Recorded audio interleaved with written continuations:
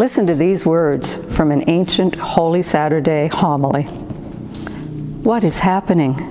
Today there is a great silence over the earth, a great silence and stillness, a great silence because the King sleeps. The earth was in terror and was still because God slept in the flesh. What a vivid word picture. As I look at deserted streets or at photos of St. Peter's Square, I feel I understand this at a new and deeper level. A great silence. Silence can be peaceful or ominous.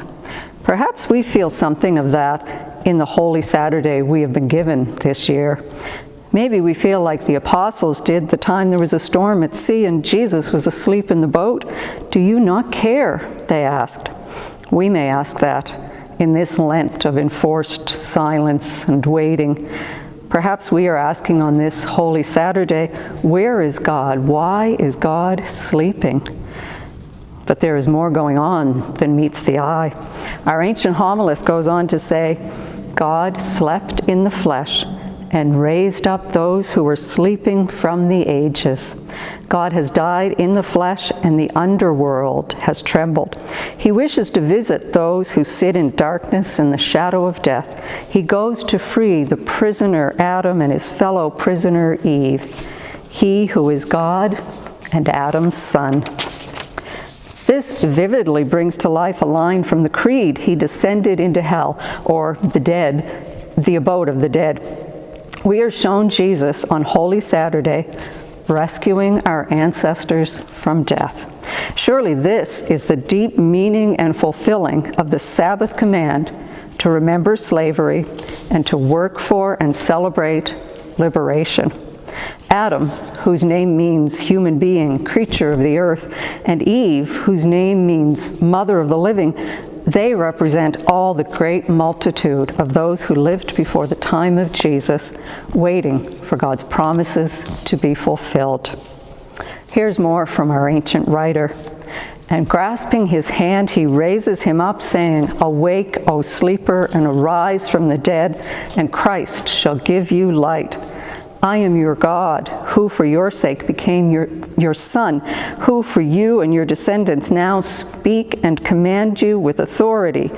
Those in prison, come forth. Those in darkness, have light. I command you, arise from the dead. I am the life of the dead. What a wonderful vision of hope fulfilled, prayers answered, promises kept. Even in the great sleep of death, Jesus is loving us and liberating us. Holy Saturday is a wonderful opportunity for Ignatian imaginative prayer. Take some time to be with Mary Magdalene, Mary of Nazareth, Peter, or John. Imagine them at sunset on Friday, entering into Sabbath, facing the dawn of Holy Saturday. Enter imaginatively into what they were experiencing and feeling. Let's claim it as our own experience: waiting, uncertainty, grief, fear and anger, doubt and despair, aloneness, loneliness, confusion. Experience those feelings in solidarity with the first Christians and in solidarity with our world today. So many people feel as if God is asleep. Let's acknowledge that honestly, feel the pain of it. On Holy Saturday and all the days of this long, long Sabbath we have been required to keep, we can focus on rest and on liberation. We can receive both as gift.